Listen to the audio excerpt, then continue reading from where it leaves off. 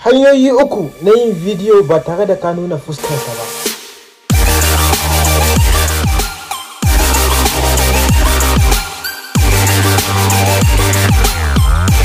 Assalamu alaikum wa rahmatullah. Ina muku kowa fatan alkhairi, ina muku barka da shigowa wannan channel din wato A.J.Y media. Idan yau ne farkon shigowanka ga wannan channel din, ka daure ka yi mana subscribing ga wannan channel din, sannan ka danna alaman kararrawa. Amfanin yin haka shine duk lokacin da muka sa video, YouTube za su ba ku alama gashi mun sa sabon video, kun ga sai ku kalla. A yau na zo muku da abu mai muhimmanci sosai, mai matukan muhimmanci sosai. Mutane suna yawan tambaya su ce su suna son su yi video amma ba sa son su nuna fuskan su. To a yau zan nuna muku yadda za ku yi video ba tare da kun nuna fuskan ku ba. Idan kana so ka daura ni a TikTok ko a Instagram ko a Twitter ko a YouTube ma, a yau insha Allah hanya mafi sauki zan baku guda uku wanda idan kai amfani da su za su muku amfani. Hanya ta farko shine amfani da screen recording. Akwai abin da ake kira screen recording. Yawanci masu following ina a wannan channel din na YouTube A.J.Y media za ku ga ina yawan amfani da screen recording. Ni kaina ban cika son nuna fuska na ba a social media, so nakan yi amfani da screen recording wajen yin bayanai ga YouTube, ga waɗanda suke kallon YouTube. Saboda haka ga waɗanda suke so a yi musu video akan yadda ake amfani da screen recording, akwai applications kala-kala, both waɗanda suke amfani da iPhone ko kuma Samsung ko kuma Android. Wani zai ce na gaba Samsung da Android.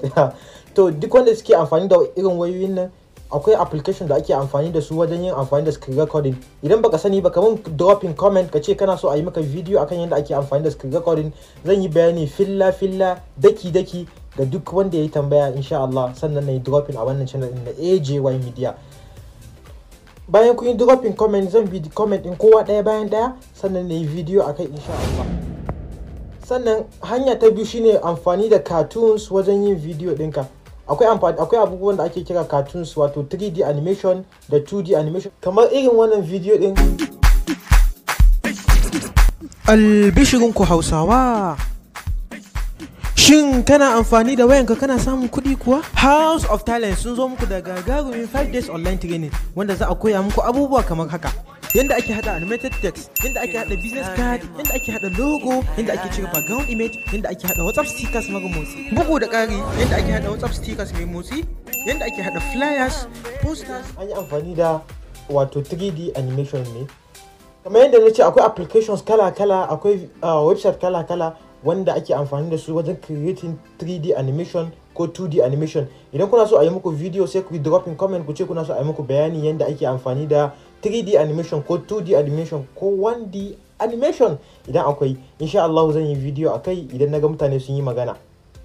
Hanya ta uku da zan baku a wannan video shine amfani da memoji. Akwai abin da ake kira memoji, amma matsalan ɗaya ne kacal, shine ba kowa yake iya amfani da memoji ba. Kuma insha Allah idan naga kun yi comment kun ce kuna so a yi muku video akai, zan yi bayani dalla-dalla yadda ake amfani da shi. Amma dai ku sani iPhone users ne, masu amfani da iPhone ne kadai, suke iya amfani da memoji. Insha Allah za mu yi ƙarin bayani akan waɗannan abubuwan da muka kawo da waɗanda ma suka wuce wannan. Akwai abubuwa daban-daban wanda za ka iya amfani da su ba tare da ka nuna fuskanka ba. Insha Allah a videos na gaba za mu yi bayani akai, idan na ga yadda mutane suka yi comment kuma na ga yadda aka yi liking video din nan. Saboda haka ka kuma ta ku yi subscribing ga wannan channel din idan yau ne farkon zuwan ka, sannan ku danna alamar ƙararrawa saboda da zarar mun ɗaura video YouTube su yi notifying ɗinku gashi mun sa sabon video, kun ga sai ku kalla. Sai mun haɗu a video na gaba. Wassalamu alaikum wa rahmatullahi wa barakatuh.